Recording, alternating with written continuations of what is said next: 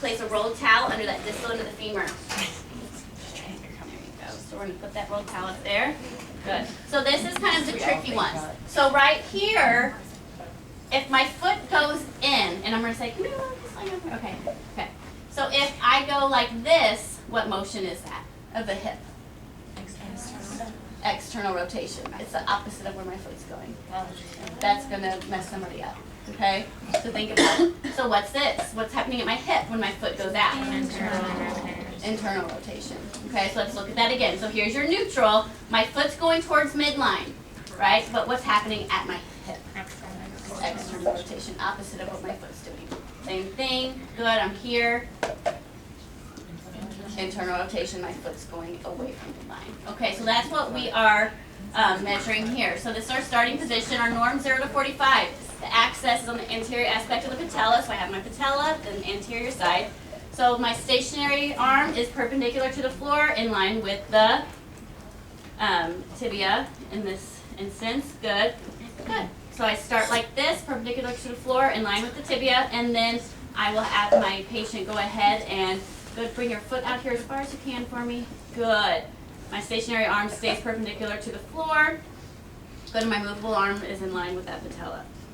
Mid arm. So she has 30 degrees of internal rotation. Okay. Let's go the external rotation. Click. Click. Sorry. It's okay. All right, so same thing, but just opposite direction.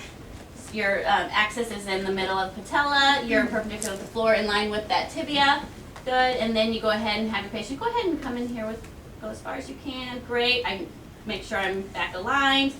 And then my movable arms in line with that tibia. Good. And then 30 degrees of external rotation, hip external rotation. So if I'm sitting on the floor, am I going to have problems with doing this? Especially if I'm tall, right? So that's when it's real important that you're going to put that towel underneath the leg so that it is kind of hanging there. Do you normally want to put them on higher surfaces like this, or? Well, you know, you're going to do whatever you can do in the clinic. So would you not need a towel with like that type of surface then?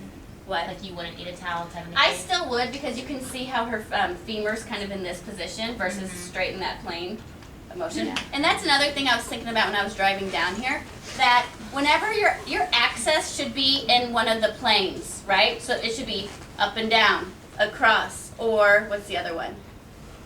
In half, right?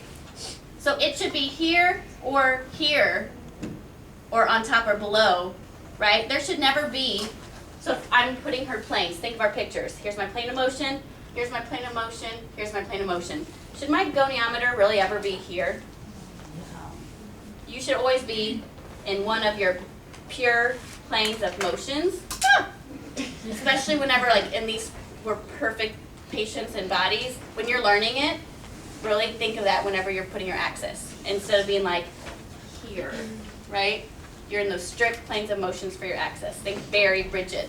I think that'll help you guys sometimes too, whenever you're like, oh, let me find that axis. Think of those pure planes. Okay, let's stop and do the hip range of motion.